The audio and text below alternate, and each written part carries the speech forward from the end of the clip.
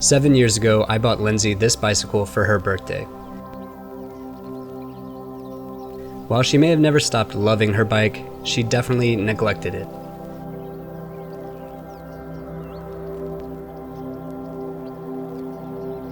Easy to do once you get an e-bike. About a month ago, she told me she wanted to paint the bike and bring it back to life. I told her I think it might be better to just buy a new bike. But I love my bike, she said.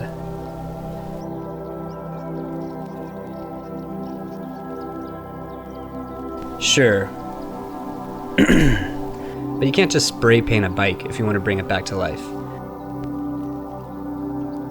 You'd really need to take everything off, sandblast it, powder coat it, buy new parts, and then put it all back together. So she got what I meant by that, and she decided to take everything off, sandblast it, and get it powder coated. So, despite the fact that this is going to cost just as much, if not more, than buying a new bike, I bought the parts that we need. And I'm going to show you how to build an entire bike from scratch, then hopefully convince you that sometimes, against all logic, fixing old things can be worth it.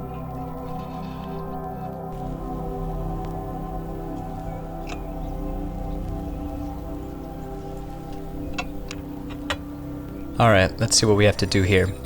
We're keeping the same fork, since she got that powder coated as well. So I packed the bearings with grease, put one in place on the bottom of the fork, grease up the top of the head tube, add a set of bearings on the top of that, pack that with grease, lots of grease, and then slide the fork through the head tube. Most new headsets use something called a zero stack, but since we're installing the original fork, I'm keeping the original threaded cup and bearing design. I tighten down the lock nut, and the fork is done.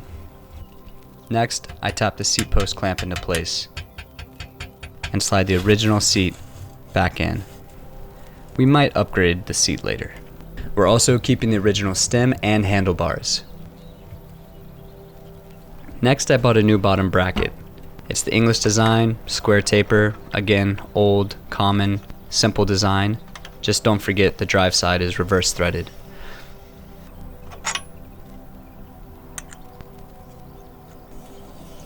And the last original piece we're putting back on is the crankset.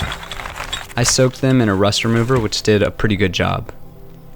Also, here you can watch me install them on backwards. The chain ring should actually be on the other side of the bike.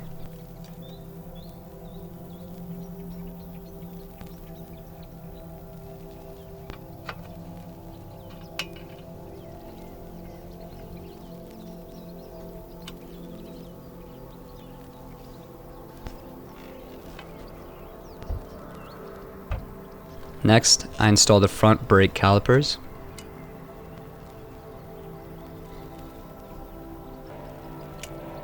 Then I install the rear brake calipers.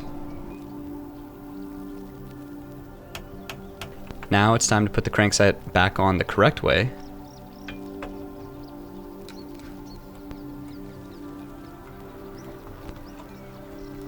Before installing the front derailleur.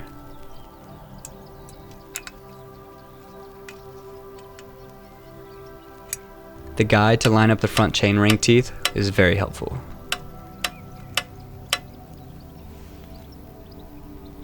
Next, I install the rear derailleur hanger.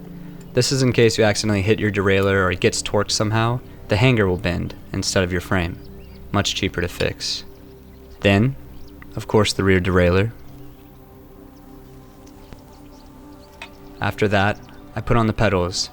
Again, one of them is reverse threaded, and I always forget which one. So I just try threading it on both ways until one of them bites.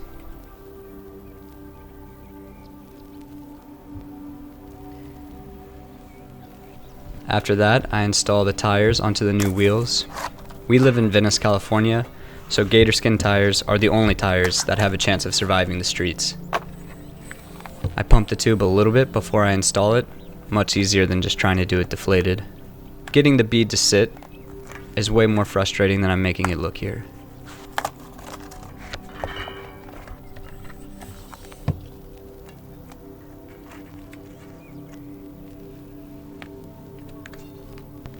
Next, our brand new rear cassette.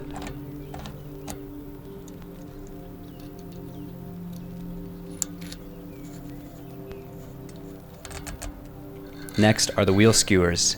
These are quick release, which makes it easier for the wheels to get stolen, but being able to take the wheels off quickly to be able to pack it into a car is really convenient. The last major piece of hardware left are the shifters and brake levers. There are thumb shifters, twist shifters, down tube shifters, but the modern indexed integrated shifters that we bought here are the best. With all the main parts finally on, it's time to run the cables. I measure, I cut, I mount, I tape, and then I repeat for the right shifter, the left shifter, the right brake, and the left brake. The housing for the cable, which is the green stuff I'm cutting, is actually different for brakes and shifters. Shift cable housing is meant to resist compression so that you can shift as accurately as possible, while brake cable housing is just built for strength so that you can put a lot of pressure on the brakes and the cable won't break through the housing. After I'm done with all of the cables and their housing, it's on to the one thing that you should probably do if you want to make your bike look new without much work, and that's the handlebar tape.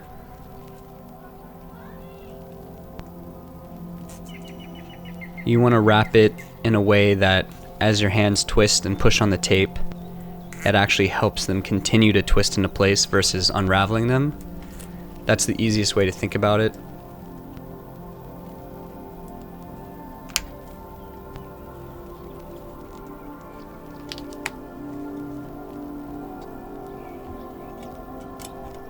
And then last but not least, we have the chain.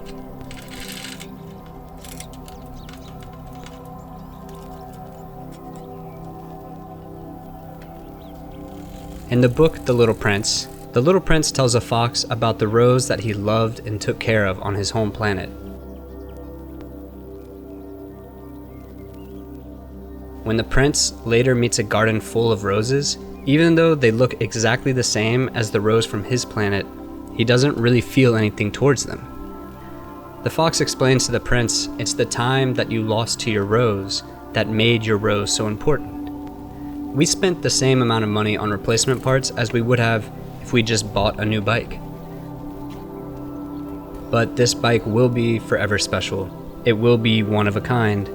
It will be the time that we've lost to this bike that will make it special.